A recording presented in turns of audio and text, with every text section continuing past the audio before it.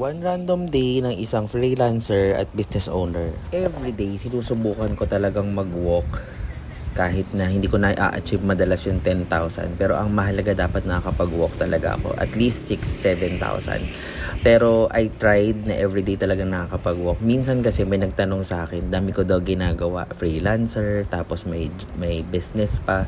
So to lang, nagbawas na rin ako nag-resign ako sa iba kong mga kliyente recently kasi sabi ko gusto ko mag-focus sa isang client lang, tapos gusto ko mag-focus sa pag-vlog at saka sa paggagawa ng sa business ko.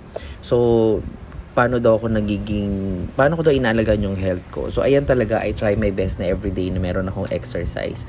So may home workout akong ginagawa every single day, and then I try to also yung diet ko ayusin ko, ganyan. So ngayon, naisip ko, what if maghanap ako ng ibang ruta kaya? Kasi nagsasawa na rin ako dun sa ruta ko na nilalakaran na every time na nag-10,000 steps ako dito sa Morong. So nga pala, dito po ang pinaglalakaran ko dito po ay sa Morong.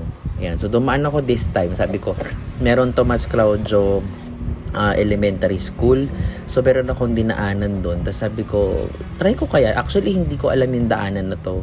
Nakita ko lang siya. Sabi ko, tapos tinignan ko sa Google Maps. Sabi ko, pwede siguro to. Siguro may daanan to papuntang bayan. Tapos true enough, pag dinire-diretso mo pala yun, konting liko. Sinusubukan ko lang gamitin ang aking eagle eye. Ayan.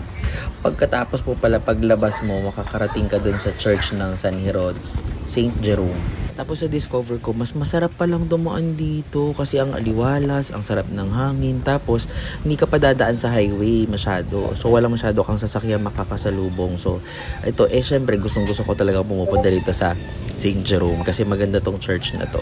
So pagdating mo dyan, ayan, yan na. Pag diretso mo yun, ito yung tumbok, St. Jerome pala. Abi, ang galing. So yan, pag ang gustong gusto ko dito, pag ito pala yung ginamit mong route, makukumpleto mo yung 10,000. Pakita ko sa inyo mamaya. So, ito, tapos ang gagawin ko dyan, diretso ako doon sa Save More kung saan ako madalas nag-grocery. Meron akong bibiling ngayon, sakto. Kaya sabi ko, pagkatapos ko dito, diretso ako ng Save More. Ayan yung St. Jerome mo, di ba? Tapos pagdating mo dito, magpahinga ka ng konti, tumambay ka. Kasi mahangin dito, masarap talagang tumambay. Tapos sa baba niyan, maraming mga street foods kung gusto mong kumain. Kaya lang, syempre, in my case, di ako kakain ng street foods kasi nag-diet nga di ba? So, pagkatapos ko dyan, diretso ako ng Save More. Dito nga, ayan, dito ako madalas nag-grocery. Pero ang ginagawa ko dito, pag nag-grocery din ako, gustong gusto ko na hindi ako nagmamadali. Iikot ako dyan ng ilang beses para makarami din ako ng lakad. Ayan, tsaka gustong gusto ko pag grocery, I'm taking time. Hindi ako yung laging nagra-rush.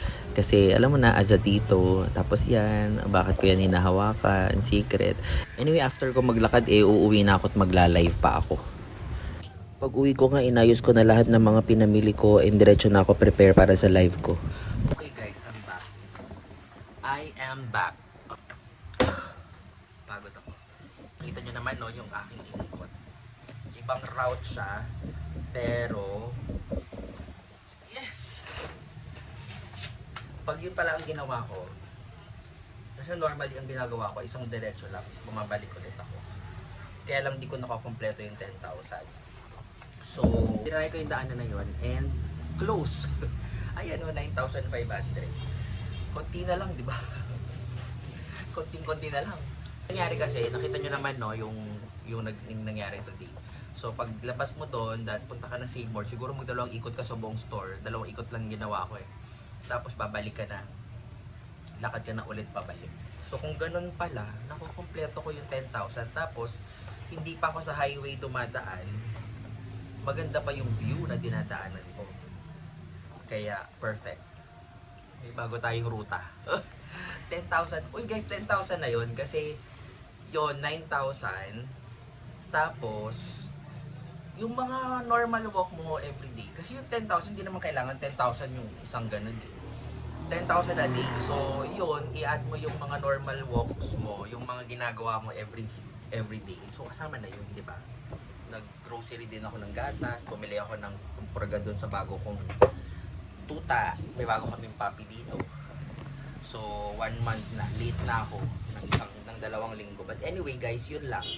So, yun yung today ko. So, everyday naman, I try to walk. Pero pag di ako nakaka-walk, nandun lang ako sa roof deck. Pero kasi minsan, nakakahilo yung doon ka sa roof deck, paikot-ikot lang. Yan, mga ganong kalaki yan eh. Ilang square meters lang yan eh.